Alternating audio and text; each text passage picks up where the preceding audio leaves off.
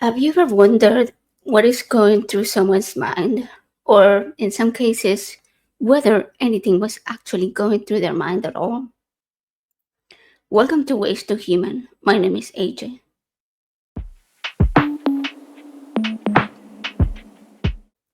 Until a few years ago, I had never stopped to think and consider this. The first time that someone asked me this question, how do you think? I was shocked to realize that most people had a different thinking style to mine. So now I make it a point to ask everyone I meet, how do you think? It's a great conversation starter and it gives you really good insight into why someone is the way that they are. Kind of like a peek inside their mind.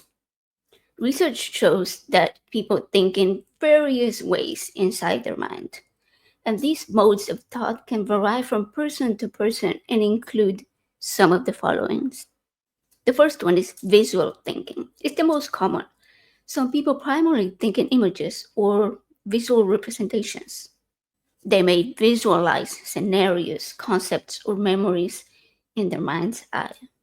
The second one is verbal or inner speech. Some people may think in spoken language, engaging in a constant internal dialogue or a monologue. They might narrate their thoughts or mentally rehearse a conversation.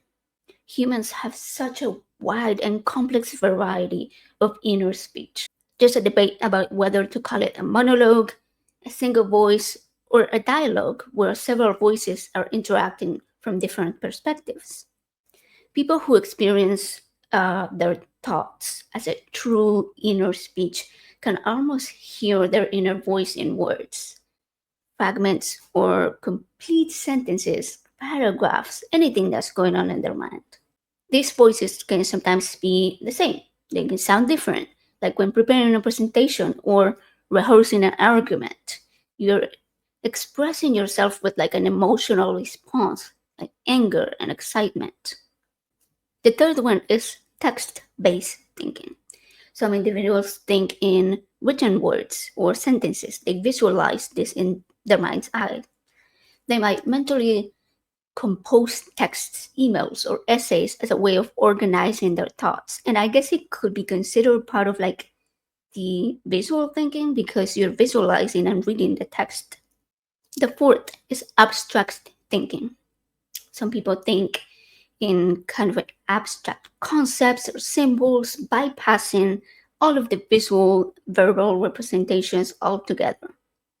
This mode of thinking is usually associated with creativity and problem solving. The fifth is sensory thinking. In this case, individuals think through like a sensory experience, like tactile sensations, smells, tastes. This can be particularly common in individuals with a condition called synesthesia, where the senses are intertwined. For example, people have described tasting words or linking colors to specific numbers or letters. They are experiencing more than one sense simultaneously. The sixth is emotional thinking. For many, thoughts are heavily influenced by emotions. They might think in terms of feelings or emotional states, reflecting on past experiences or anticipating a future experience. The seventh is mixed mode. In this case, individuals can think in a combination of all of these modes that I just mentioned, with one mode being more dominant than the others. The eighth is blank. You got that right. Some people have no thoughts at all, at least not visible or audible thoughts. Rather, it's more of an intuitive feeling kind of thinking process. They act without a predetermined thought behind this action. This blank thought pattern has several names, including blank mind syndrome, blindness of the mind's eyes, or the medical term aphantasia. Aphantasia is a condition where individuals are unable to visualize imagery or memories. Studies of aphantasia patients have shown that they are much less likely to remember faces and details about past events. However, visualization is not required for memorization, so these people are able to use other methods to memorize things. They can also dream in images. This is because thoughts and dreams are processed in a different part of the brain.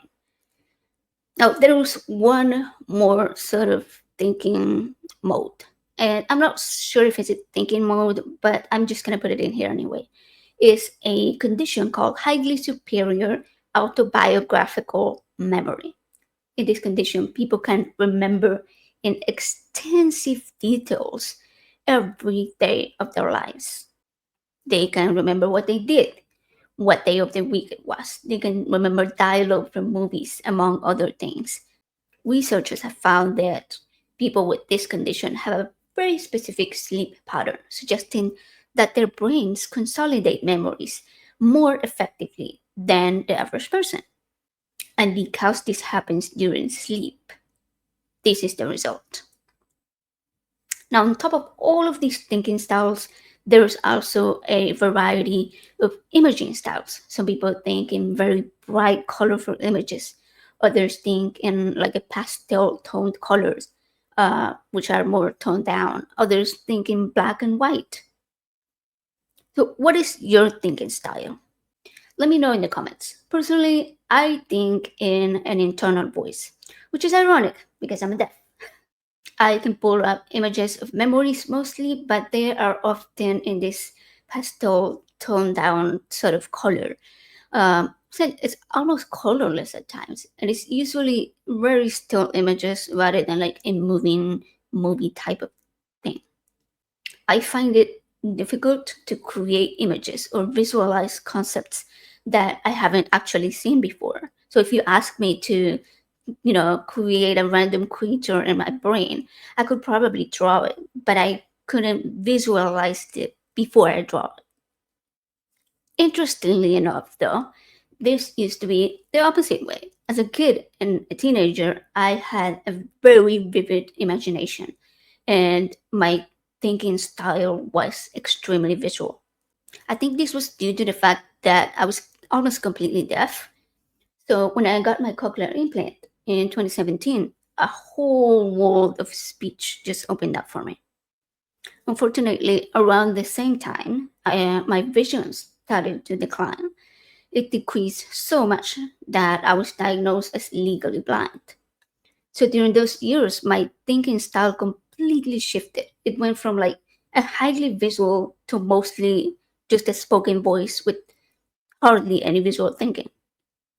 Years later, over the course of 2 years, I had a double corneal transplant and I finally regained the majority of my vision earlier this year.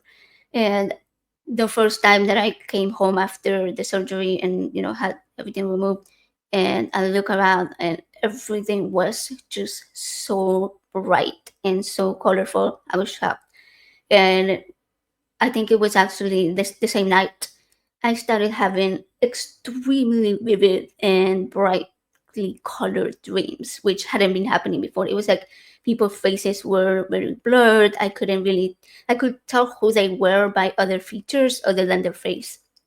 So that was really interesting. But what causes this variety of thought styles? You see, inside our brains, neurons are constantly releasing messenger chemicals known as neurotransmitters. These generate like electrical signals in order to communicate within one neuron to another.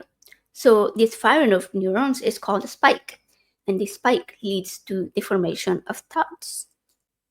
Glutamate is the main neurotransmitter that has been linked to thoughts and memories. But this process works the opposite way as well.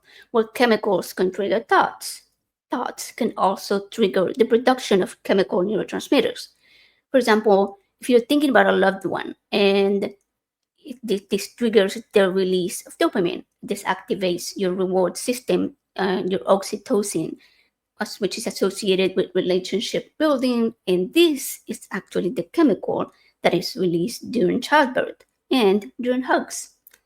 So I actually have a video about how this process leads to the development of love. So, Research has shown that children as young as 5 years old can utilize an internal voice. It's not very clear how much earlier this voice starts to develop. However, some studies have mentioned that it could be as early as 18 months. The average human brain contains almost 100 billion neurons, which fire around 500 trillion synapses or connections daily at 300 miles per hour. So, this unique combination of thoughts is immeasurable. However, most people experience an average of 70,000 thoughts in a single day.